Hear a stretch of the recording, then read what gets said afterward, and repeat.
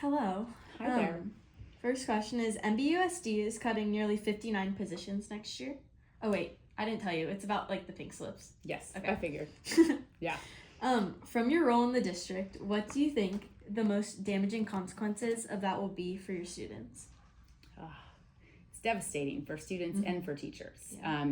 So originally in January, it was announced that there would be 60.4 certificated roles in our districts being cut, which is the teachers themselves, not classified positions that was on top of that. Since then, there has been a reduction in the number of RIFs or reductions in force, but it's still a significant amount, and it's still going to impact the learning environment for our students.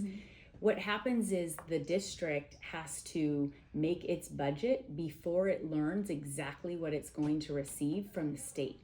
So the state tells the district at the end of June how much money it's going to have for the coming year.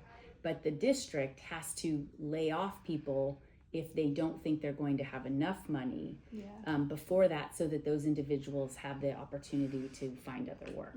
Unfortunately, because we're so close to the budget line where we don't have a lot of fluff funding, it means that there's consistently layoffs. And this year was the most significant, most definitely. So ultimately, the layoffs won't be as large, and we're hopeful. We've seen a lot of advocacy work on behalf of students, parents, teachers, and people throughout the state. So we have learned that all districts will receive more funding, but we're still waiting for the governor to actually implement that. So it's going to take a bit of time. But back to your original question, I gave you a little bit of background there, but back to your original question about how it impacts learning and what I think it will do to our campuses. When we're talking about quality learning in adolescence and a school environment, you really hope that there are individuals that help a student make connections and really can be that kind of guiding mentor for students. And the more students you have and fewer teachers you have, or fewer people you have that are adult mentors on campus, the worse off we all are. So I do think that not only will learning be impacted, but I think also social emotional support for kids, and just that feeling of confidence, like someone has their back, and these are especially, well-loved teachers. Right. Yeah. Okay. The district receives $11,657 per student compared to the statewide average of $22,125. Has the district ever formally pushed back on the state about the gap? And if so, what happened? Great question.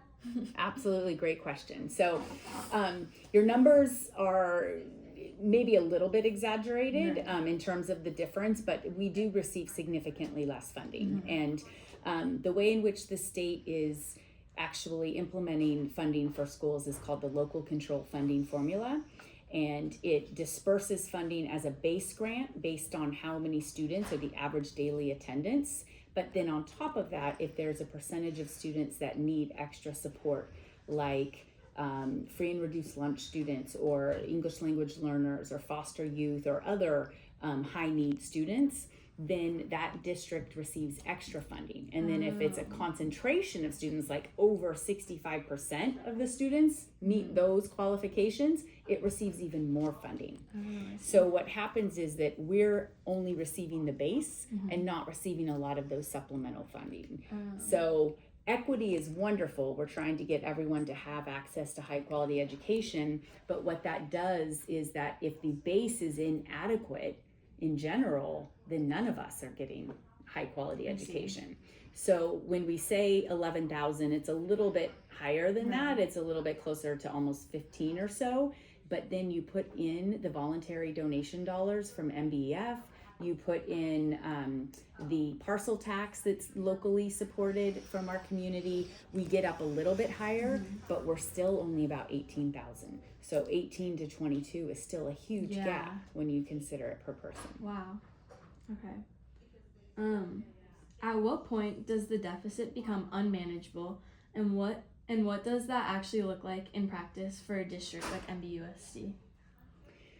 So if the deficit gets to a point where we never get the funding from the state that we would hope to be able to achieve smaller class sizes than 45 or 40 students in a class, then and we try to continue to support that in some way, at some point we become insolvent, which means that unless we're actually able to fund our schools and we're not going into a deficit, then we can manage ourselves. Right. But if we go into a huge deficit and we don't have enough reserve, or we're not raising enough money to help support the education, then the state takes over and they actually manage the budget for the district. Okay. Parents and community members donate millions through MBEF to fill the funding gap. Do you think it is fair that a public school district has to rely that heavily on private fundraising? Great question again. Fair is an interesting word because nothing's ever really fair, right? But I do think that base level funding needs to increase. And you asked a question earlier, and I don't know if I fully answered it, but our community has been advocating for increasing the base for a number of years now. It's been an objective, and most recently, students, myself, parents, other PTA members, and even the union presidents for the teachers union as well as the classified union all went up to Sacramento to advocate to the legislature, assembly members, senators, to really say, hey, we need more funding, and here's why. And so we continue to do that work. And I do think equity in education is important. So I do appreciate the intent of the local control funding formula. But as I mentioned, I do think that the base level funding needs to increase. Yeah. I think that there's too much funding going to the concentration and supplemental levels that makes it difficult for a district like ourselves to be able to keep up with rising costs, like healthcare for staff, like special ed costs, like just inflation in general. Right. Are there cuts that have already been made that the public does not fully know about or understand the impact of yet? Absolutely, because everything is announced in a school board meeting setting.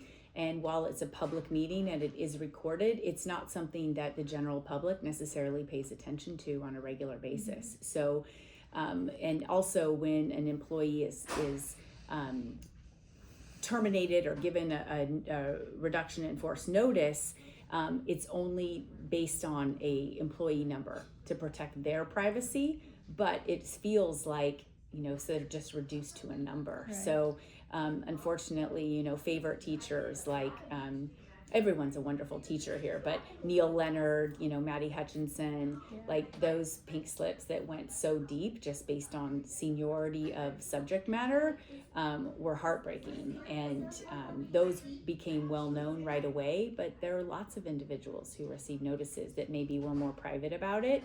And I'm sure we'll learn more of that. Yeah.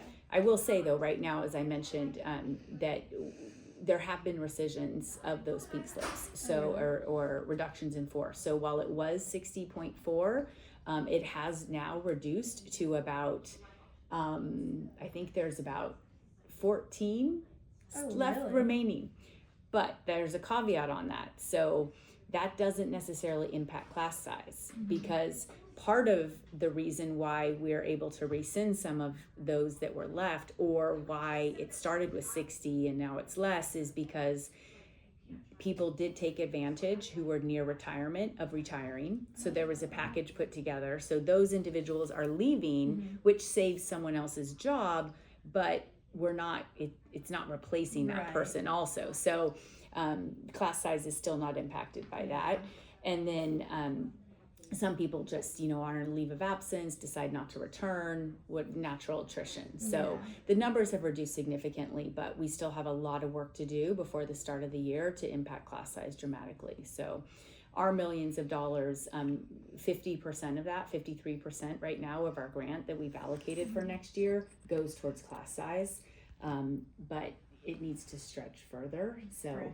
and our original intent is really to impact enrichment. So we want to be able to ensure that students have access to programs they wouldn't get in other school systems. So that's, where our mission is. So we're trying to ensure that happens still too. And then lastly, if a student wanted to actually do something to help change the funding situation, what would you tell them to do is the most effective thing that they could do? Advocating to the state.